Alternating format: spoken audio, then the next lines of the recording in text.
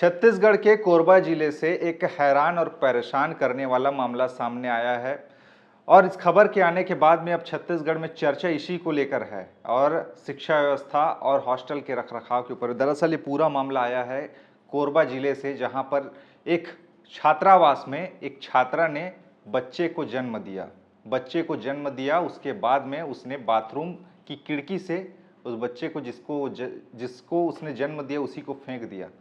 पूरे खबर आने के बाद में अब सनसनी मच गया है कि आखिरकार ये कैसे हो सकता है कि छात्रावास में एक 11वीं कक्षा की पढ़ने वाली लड़की, 17 साल की नाबालिग लड़की बच्चा को जन्म दे, नवजात बच्चे को जन्म दे और किसी को कानो कान भनक न लगे कि वो लड़की इतने दिन से रह भी रही है वहाँ पर और किसी को इस बात का अंदेशा ही नहीं कि लड़की गर्भवती भी है। ये पूरा मामला सामने आने के बाद में अब चर्चाएं हैं और खबर ये है कि इस खबर के आने के बाद में अब अधीक्षिका को सस्पेंड कर दिया गया है।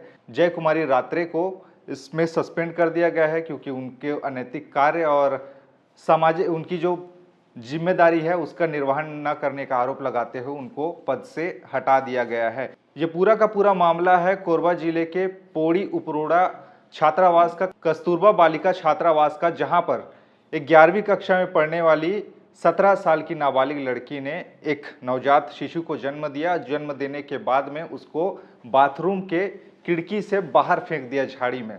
इस पूरे खबर के आने के बाद में अब हल्ला है। दरअसल ये पूरा का पूरा मामला आया, उसके बाद में सवाल ये उठ रहा है कि आखिरकार हॉस्टल में सुरक्षा व्यवस्था कैसी है और जो लड़की गर्भवती थी, क्या इतने दिन तक वहां पर अधीक्षिका को, वहां पर रहने वाले और भी अन्य उनके साथियों को पता नहीं चला और इसकी जानकारी क्या पहले नहीं दी गई? क्या घर वाले इस बारे में नहीं जानते थे? इसे लेकर अब सवाल उठ रहा है।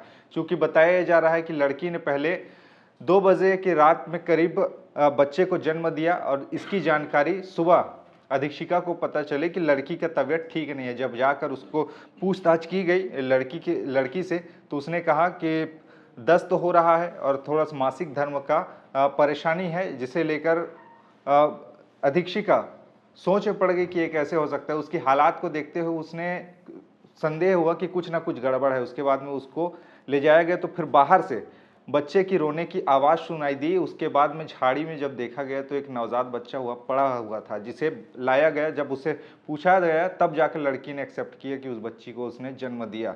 उसके बाद में उनको स्वास्थ्य केंद्र में भर्ती भी कराया गया, जहां पर बच्चे की हालत और दोनों की हालत लगभग गंभीर ही है और इस मामले में जांच पड़ताल करे। अब इसके बाद में पुलिस पूरे के पूरे महकमे में, शिक्षा विभाग में हड़कंप मच गया कि ये कैसे हो गया, जिसके चलते कलेक्टर ने त्वरित कार्रवाई करते हुए तत्काल प्रभाव से हॉस्टल अधीक्षिका को ही पद से निलंबित कर दिया है और इस बारे में जानकारी ली जा रही है। बताया जा रहा है कि छात्रा ने 7 से 8 महीने के बच्चे को जन्म दिया है, यानी कि पूरा जो टाइम पीरियड था वो पूरा हुआ भी नहीं था। 10 महीने 9 महीने तक समय से पहले ही प्रसव हुआ है, ऐसा करके बता रहे हैं।